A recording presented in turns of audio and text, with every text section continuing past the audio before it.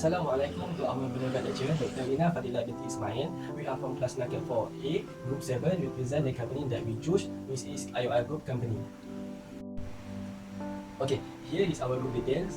We are from class NAKET 4A, group number 7, and this is our group members. Okay, for me, my name is Muhammad Zuhaini bin Muhammad Yazid, and also my friends is Muhammad Iqbal bin Muhammad Zarin, and the other one is Muhammad Kamil bin Mahmud, and the last and but not least is Ali Ashraf bin Zaini. Today, we would like to discuss about two main topics, which will be separately into two, which is the number one is about the segmental reporting, and the number two is about interim reporting. The element in the segmental reporting, as you can see in the slide, the number one we talk about the company background of the IOI. The number two is about the management approach. What factor to be considered to having a segment reporting. Number two, type of segment, and the number two is the chief of decision making and its responsibility. The third element in the segmental reporting is segmental reports, and the last one is the advantage and disadvantages of segmental reporting. End of the segmental report, my friend will present about the interim reporting. The element in the interim reporting is the number one is the basis preparation of interim reporting. Number two is accounting policy used in the interim reporting. Number three is type of interim reporting. Number four is the period of the current and comparative of each statement. And the last one is adjustment made by the company, which is IOI, to be included in the interim reporting. Okay, now we will go to the first element in our presentation, which is segmented reporting for the IOI Group Company. Company background.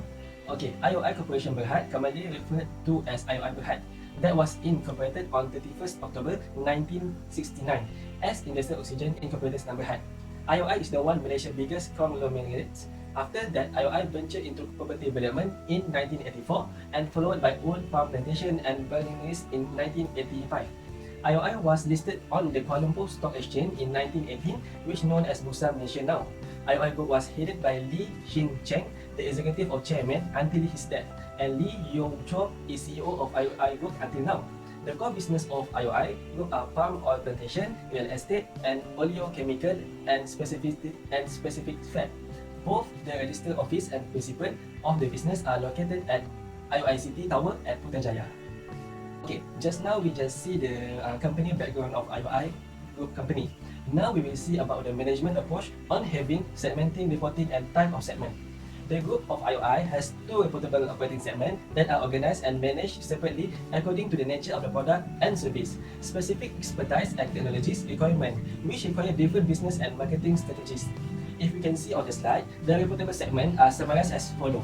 The first one, plantation. The second one, resource-based manufacturing. And the third one is other operation. For the plantation, cultivation of palm oil, rubber and coconut processing of the oil palm. The second one, based on the manufacturing oil, oleochemical, specialty oil and fat, palm oil refinery, and palm kernel crushing.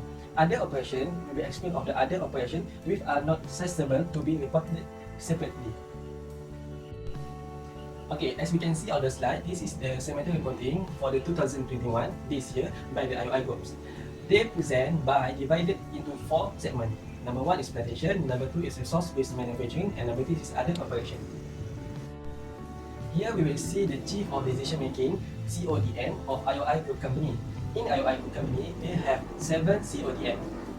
The number one, you can see on the slide is Tan Sri Peter Chin Fah Kun, Independent Non-Executive Chairman. Number 2, Datuk Lee Hugh Cho, Group Managing Director and Chief Executive.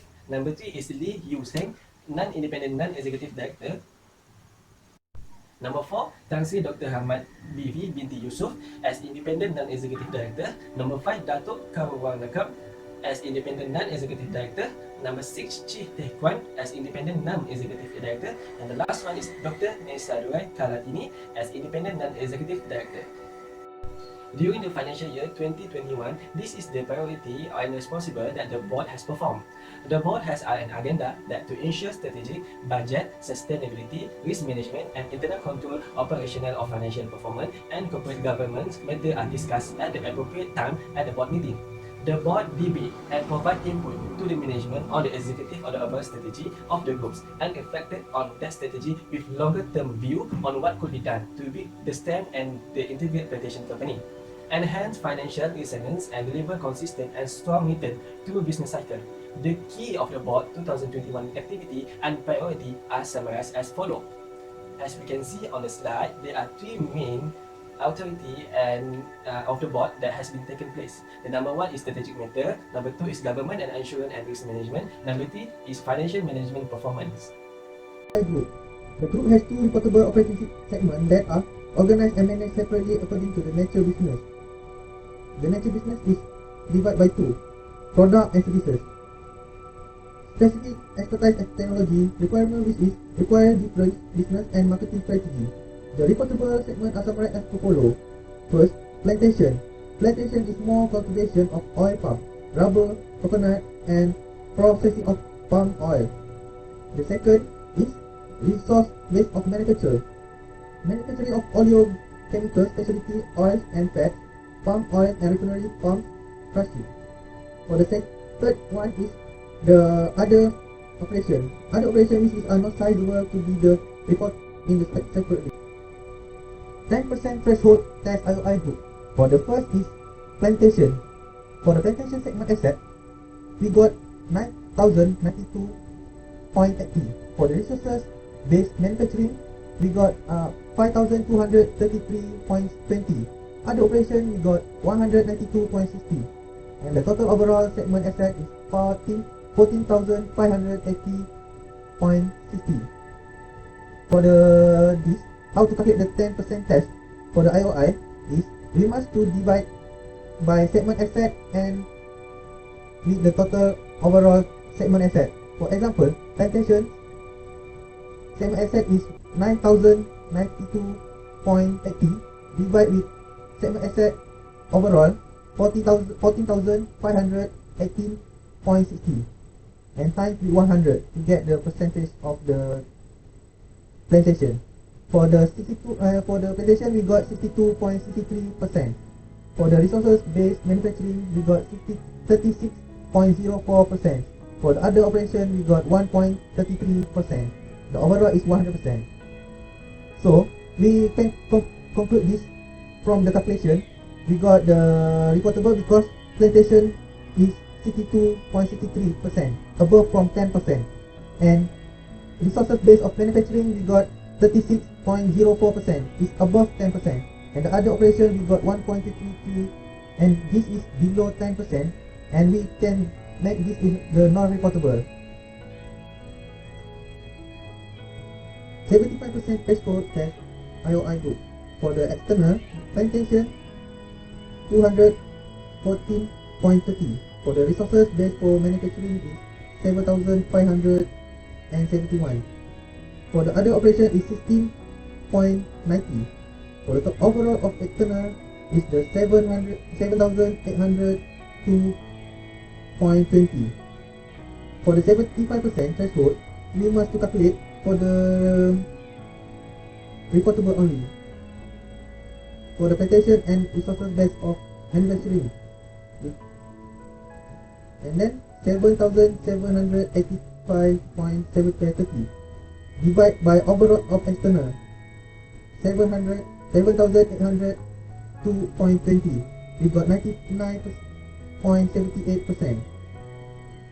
The total external revenue of the reportable segment must be more than 75% of activity for the total external revenue. If less than 75%, find the additional operating segment until meet the 75%. This is the segment reportable overall for the 31 December 2020. 2 reportable segment and 1 non-reportable segment. Adjusted revenue from the external. All the revenue is a million. That's all for the segment report for the 31 December 2020. Operating segment of IOI. Okay, now we will look to the advantage of the segmenting reporting. The number one is to provide improved context in the financial report for better understand by the public. And also will help the investor and the stakeholder to get better picture if any changes that will happen in the financial report. For example, if IOI group report much higher earning than expected. So this segment reporting will show the information where the earning come from. This will lead to the second point. The point number 2 is transparency as it shows separating profitable segment. For example, IOI group operate in different activity and different geographic area. And this segment reporting can reveal which activity or geographic area are more profitable and which are not profitable. The third point of advantages of segmented reporting is data manipulation. For example, if IOI group is having loss in the one of their segment, it can be grouped to another segment with that can make a better picture of performance. We done with the advantages of segmented reporting. Now we go to the other side, which is disadvantages of segmented reporting. The first one is measurement basis used for internet segment transition. This means that will use to provide or prepare result of reporting segment. There are few methods of inter-segment transfer, and each of these methods result in different operating result, and therefore it will make confuse the chief of the decision making in making decision. The number two will lead to difficulty in providing data because if the management look up upon profit and loss segment, they will be into trouble. If the sales figure, particularly in the segment figure, it means the figure in the loss and profit statement are different from the segmented reporting. The last and not least is lead to problem of mispresentation by public user. In case of inter-segment transfer itself, it lead to misinterpretation by use of group of target if the segment figure is large than the consolidated figure. Assalamualaikum warahmatullahi wabarakatuh. My name is Muhammad Iqbal, and today I will be covering the topics of basis of preparation and accounting policies. In the basis of the preparation, it consists of two methods. The first one is discrete method, and the second one is the integral method. In the preparation of the interim report in the IOI of the IOI Corporate Berhad, it was prepared in accordance with Malaysia's Financial Reporting Standard (MFRS), International Financial Reporting Standard (IFRS), and the provisions of the Companies Act 2016 in Malaysia. It is prepared under the Historical Cost Convention, except as otherwise as stated in the financial statement. It also presented in Ringgit Malaysia and rounded to the nearest million, except when otherwise stated. IOI Corporate Berhad has used discrete method in their interim report. In discrete method, the interim period is treated separately. The income and expenses recognized or measured on year-to-date basis, and the interim and annual report use the same accounting principle. In the accounting policy, I have chosen 2 points, which is property, plant, equipment, and inventory. The first one, property, plant, and equipment, PPE. All the items of the PPE, excluding right-of-use assets, are initially measured at cost. It also stated at cost less accumulated depreciation and accumulated impairment losses after initial recognition. The bearer plans, which is one of the point in the PPE in the IOI Corporate Berhad, is measured at cost less accumulated depreciation and accumulated impairment loss. The mature bearer plans are depreciation over their remaining useful life of 22 years on a straight line basis. The immature bearer plans not depreciation until available. The freehold land has an unlimited useful life and therefore is not depreciation. Construction in progress is not depreciated until available for use. Other PPEs are depreciated on the straight line basis right off the cost of the assets over their estimated useful life. The rest is as shown in the slide. The second accounting policy is inventories. It is stated at the lowering of cost and net realizable value. The cost in the inventories is determined on the weighted average basis. It also comprises of the original cost of purchase plus the cost of bringing the inventories to their intended location and condition. The cost of plantation, produce and finished goods includes the cost of raw materials, direct labor, and the proportion of production overheads. The net realizable value is estimated by selling prices in the ordinary cost of business less the estimated cost of completion and selling expenses. Bismillahirrahmanirrahim. Assalamualaikum warahmatullahi wabarakatuh. Now I will present about types of interim report. There are 3 types of interim report. The first one is semi-annually. Semi-annually interim report is produced every 6 months. That means there is 2 interim report every year. Okay, the second one is quarterly interim report. Quarterly interim report is produced every 3 months. That means there will be 4 interim report every year. And the third one is bi-monthly. Bi-monthly means the interim report will be issued every 2 months. That means there will be 6 interim report every year. For IOI group of companies, they choose a quarterly interim report. Quarterly report by IOI. The IOI financial year starts in July and ends in June. So that means their first quarter is July to September, and their second quarter is October to December. Their third quarter is January to March, and their last and final quarter, which is the fourth quarter, is in April to June. Period for the current and comparative of each statement. For this report, we chose the fourth quarter 2021. For statement of financial position, for the period ended 30th June 2021, and the comparative period is the same period last year, which means the period ended 30th June 2020. For statement of profit and loss and other comprehensive income, the reporting period is 1st April 2021 until 30th June 2021, and the comparative period is the same period last year, which is 1st April 2020 until 30th June 2020. For the statement of cash flow, the period is 1st July 2020 until 30th June 2021, and the comparative period is 1st July 2019 until 30th June 2020. And the statement of changes in equity, the period is 1st July 2020 until 30th June 2021, and the comparative period is the same period last year, which is 1st July 2019 until 30th June 2020. Adjustment in cash flow for the interim report. For the first is the cash flow for the depreciation of property, plant and equipment has been adjusted for 7.5 million from 2020 to 2021. For the second one is the cash flow amortization of intangible asset. It's been adjusted for 2 million from 2020 to 2021. Okay, for the after the adjustment, overall for the cash flow for the net cash from the operating activities decreased from 872.3 million to 671.60 million from the IOI